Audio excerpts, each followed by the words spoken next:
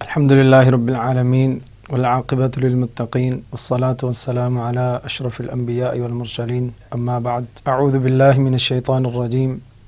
شہر رمضان الذی انزل فیہ القرآن ھدی للناس وبینات من الھدی والفرقان صدق اللہ العظیم۔ ماہ رمضان ایک ایسا مہینہ ہے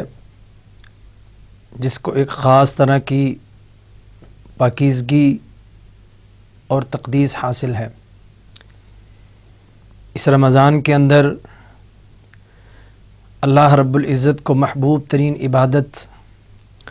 روزہ کو بجا لایا جاتا ہے۔ اسلامی شریعت میں ہر وہ چیز جس کا تعلق انسان کی پاکیزگی کے ساتھ ہو، جس سے انسان کو تزکیہ نفس حاصل ہوتا ہو، اس کو اللہ رب العزت نے تقوی کے ساتھ جوڑا ہے۔ اور روزہ اس کا بنیادی فلسفہ بھی تقوی ہی ہے۔ جب ہم اسلامی شریعت کا مطالعہ کرتے ہیں تو ہمیں یہ پتہ چلتا ہے کہ اللہ تعالیٰ نے اور نبی کریم صلی اللہ علیہ وسلم نے ہر وہ عمل جس کا تعلق خواہ عبادات سے ہو، معاملات سے ہو یا اخلاقیات سے ہو، اس کے خاص آداب بیان فرمائے ہیں۔ جب روزہ ایک بہترین اور عظیم عبادت ہے تو یقیناً روزے کے بھی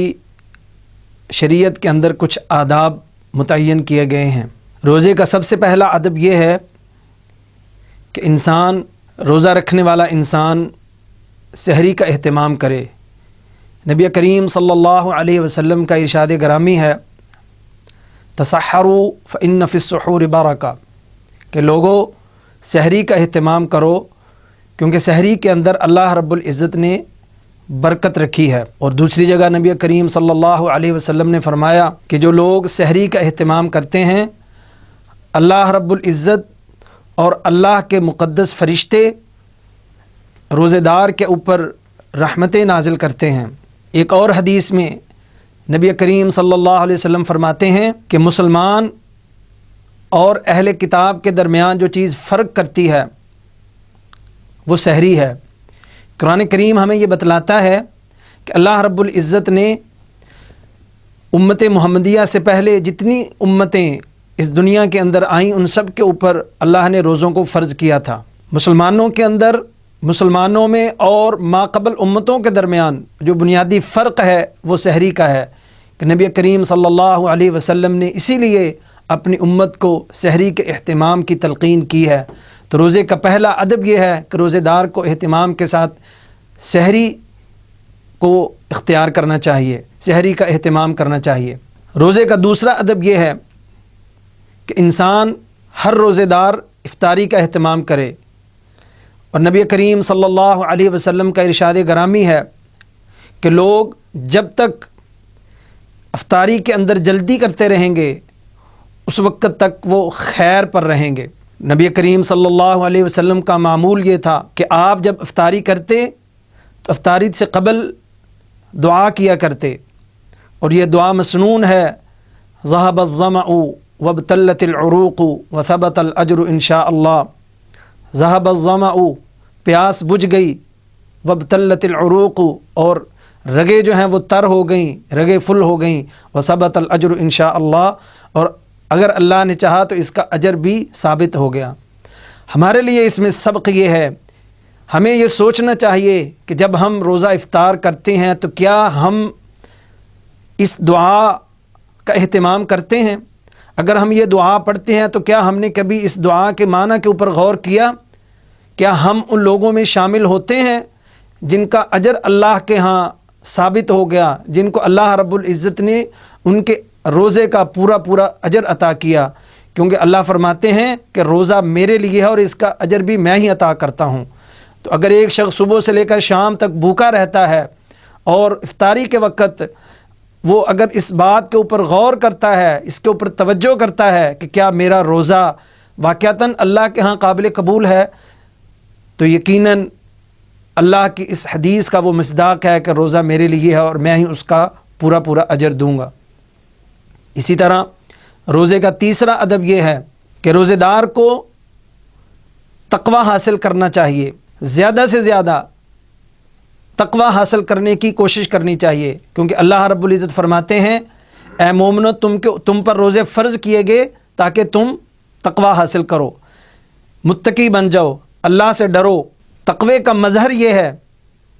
کہ انسان اچھے اخلاق کا مظاہرہ کرے، انسان اپنی زبان کی حفاظت کرے، انسان کسی کی غیبت نہ کرے، کسی کی چغلی نہ کرے، کسی کو گالی نہ دے، کسی کے ساتھ زیادتی نہ کرے، کیونکہ نبی کریم صلی اللہ علیہ وسلم نے فرمایا کہ جو شخص روزہ رکھتا ہے لیکن روزہ رکھ کر وہ جھوٹ کو نہیں چھوڑتا، جھوٹ کے اوپر ثابت رہتا ہے، ہر کام میں جھوٹ کو اختیار کرتا ہے اور اسی کے اوپر عمل کرتا ہے، تو اللہ رب العزت کو ایسے روزے کی کوئی حاجت نہیں ہے۔ اللہ رب العزت ایسے روزوں کو پسند نہیں کرتے۔ اسی طرح نبی کریم صلی اللہ علیہ وسلم نے ایک حدیث میں روزے دار کو یہ نصیحت فرمائی کہ روزہ جو ہے وہ ڈھال ہے، اور جب کوئی شخص تمہارے ساتھ جھگڑا کرے، تمہارے ساتھ زیادتی کرے، گالم گلوچ کرے، تو تم اسے کہو کہ بھائی میں روزے سے ہوں، اور روزے دار جو ہے وہ کسی کے ساتھ بد زبانی نہیں کرتا، کسی کو گالی نہیں دیتا، کسی کے ساتھ زیادتی نہیں کرتا، کیونکہ روزے کا اصل مقصد تقوی ہے، اور تقوی کا بہترین مظہر یہ ہے کہ انسان اچھے اخلاق کا مظاہرہ کرے، اچھی بات کرے، اچھا عمل کرے، بری باتوں سے اپنے آپ کو روکے، برے کاموں سے اپنے آپ کو روکے، برے خیالات سے اپنی حفاظت کرے۔ اسی طرح روزے کا چوتھا ادب یہ ہے کہ انسان کثرت کے ساتھ دعا کرے، کیونکہ نبی کریم صلی اللہ علیہ وسلم نے فرمایا کہ 3 طرح کے لوگ ایسے ہیں جن کی دعا اللہ رب العزت رد نہیں کرتے، ان میں سے ایک شخص وہ ہے جو روزے دار ہے۔ روزے دار اگر اللہ سے دعا کرتا ہے تو اللہ رب العزت اس کی دعا کو سنتے ہیں، اس کی دعا کو قبول کرتے ہیں۔ اللہ رب العزت سے دعا ہے کہ اللہ تعالی ہمیں صحیح طور پر روزے کے آداب کو بجا لانے کی توفیق عطا فرمائے، اور روزے کا جو اصل مقصد ہے، جو تقوی ہے، جو للہیت ہے، جو خشیت الہی ہے، اللہ ہمیں اس کو حاصل کرنے کی توفیق عطا فرمائے۔ وما توفیقی الا باللہ علیہ توکلت و الیہ انیب۔